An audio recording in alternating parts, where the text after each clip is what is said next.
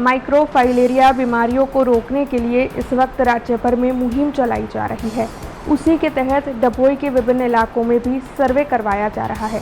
दरअसल माइक्रोफाइलेरिया लगातार बढ़ती जा रही बीमारी है, जिसे रोकने की कोशिश में पूरे गुजरात राज्य का आरोग्य विभाग जुटा हुआ है। तब डभोई नगर पालिका के चीफ अफसर जयकिशन तड़वी और जिला मलेरिया शाखा के अधिकारी राहुल सिंह के आदेश के मुताबिक डभोई मलेरिया शाखा के इंस्पेक्टर राजेश कटारिया ने विभिन्न टीमें बनाकर जिला के lab technician, urban health centre के कर्मचारी और डभोई मलेरिया शाखा के कर्मचारियों को सभी के ब्लड सैंपल इकट्ठा करने के लिए भेजा है।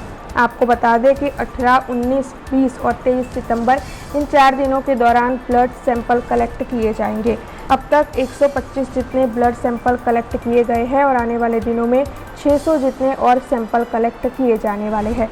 इस मामले के मद्देनजर मलेरिया शाखा के इंचार्ज राजेश भाई कटारिया ने ज्यादा जानकारी दी है। जिला मलेरिया अधिकारी राहुल सिंह साहेबना आदेश अनुसार તેમજ ડભોઈના ચીફ ઓફિસર જયકિશન તડવી સાહેબના આદેશ અનુસાર અમારે આજથી 18, 19, 20 તારીખ ને 23 4 દિવસ અમને ગાંધીનગરના આદેશ મુજબ દરેક જિલ્લા પંચાયતના ટેકનિશિયનો, અર્બન ટીમના કર્મચારીઓ તથા મેલેરિયા શાખાના કર્મચારીઓ મળીને નાઇટ બ્લડ સર્વેનો કાર્યક્રમ ગોઠવેલ છે, જેઓ 9 થી 12ના ગાળામાં આ સમય આપેલ છે। અમારે એ પ્રમાણે અમે દરેક ટીમો બનાવીને દરેક વિસ્તારો, જુદા જુદા વિસ્તારોમાં આ કામગીરી અમે એકબીજાને ટીમોમાં સોંપેલી છે।